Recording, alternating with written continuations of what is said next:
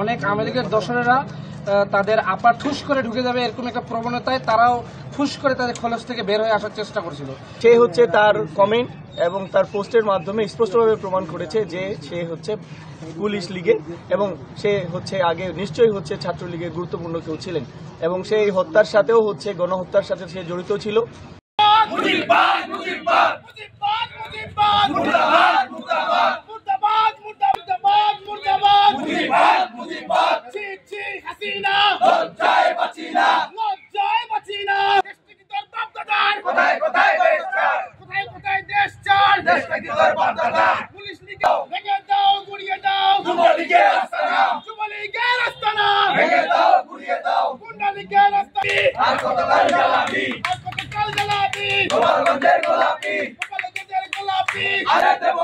মুক্তের রক্ত বিদায় দিতে দেব না, শহীদের রক্ত বিদায় দিতে দেব না, ইয়ামিনের রক্ত বিদায় দিতে দেব না, ছাত্রলীগের আস্তানা ভেঙে দাও গুড়িয়ে দাও, যুবলীগের আস্তানা ভেঙে দাও গুড়িয়ে দাও।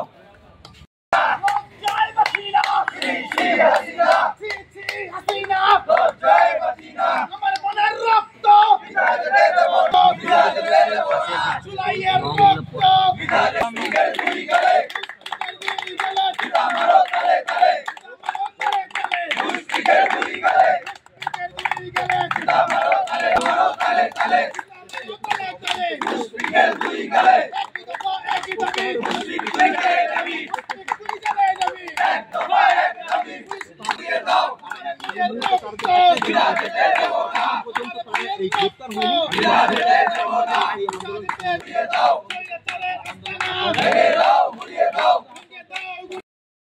সমাবেশ শেষে যখন তারা ওখান থেকে ফিরেন তাদের নিরাপত্তার স্বার্থে আইন শৃঙ্খলা বাহিনী তাদেরকে এপিসিতে করে নিয়ে আসেন।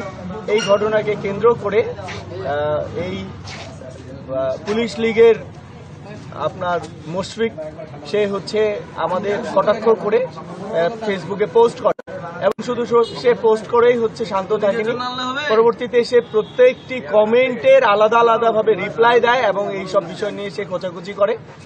তো সে হচ্ছে তার কমেন্ট এবং তার পোস্টের মাধ্যমে স্পষ্টভাবে প্রমাণ করেছে যে সে হচ্ছে পুলিশ লীগে এবং সে হচ্ছে আগে নিশ্চয়ই হচ্ছে ছাত্রলীগের গুরুত্বপূর্ণ কেউ ছিলেন এবং সেই হত্যার সাথেও হচ্ছে গণহত্যার সাথে সে জড়িত ছিল। জুলাই 24-এ আপনার গণহত্যার সাথে জড়িত ছিল। আমরা হচ্ছে অনতি বিলম্বে তার গ্রেফতারের দাবি করছি। ব্লকেট কর্মসূচি ছিল, সেই পরিপ্রেক্ষিতে অনেক আওয়ামী লীগের দোসরেরা তাদের আপা ঠুস করে ঢুকে যাবে এরকম একটা প্রবণতায় তারাও ফুস করে তাদের খলস থেকে বের হয়ে আসার চেষ্টা করছিল। তো আমরা সেই তথ্যগুলো কালেক্ট করছিলাম যে আমাদের জেলায় এরকম কারা কারা আওয়ামী লীগের দোসর রয়েছে যারা এই আপা চলে আসবে এই প্রবণতায় নিজের খলস ছেড়ে বের হয়েছে।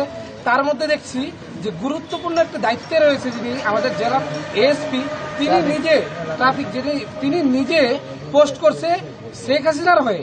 তার পোস্টগুলো আপনারা যদি দেখে থাকেন আপনারা অবশ্যই দেখছেন যে এমন ইঙ্গিত প্রবণ করছে যে সে চাচ্ছে যে কোনো রকম আমাদের ভাইদেরকে নিয়ে যে ক্রিটিসাইজ করা হচ্ছে তার মতো গুরুত্বপূর্ণ একজন পদে থেকে তার কাছে এই ক্রিটিসিজমটা আমরা আশা করি না এবং সে সেখানেই ক্ষান্ত হয় নাই।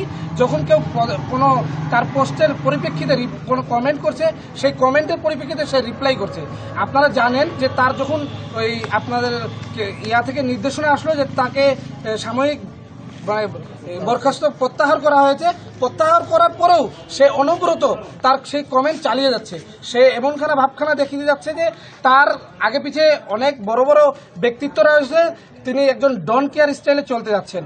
তো আমরা সেই জায়গা থেকে আমাদের মাননীয় এসপি স্যারের কাছে জানাইছি যে তাকে অনতির বিলম্বে গ্রেফতার করা হোক।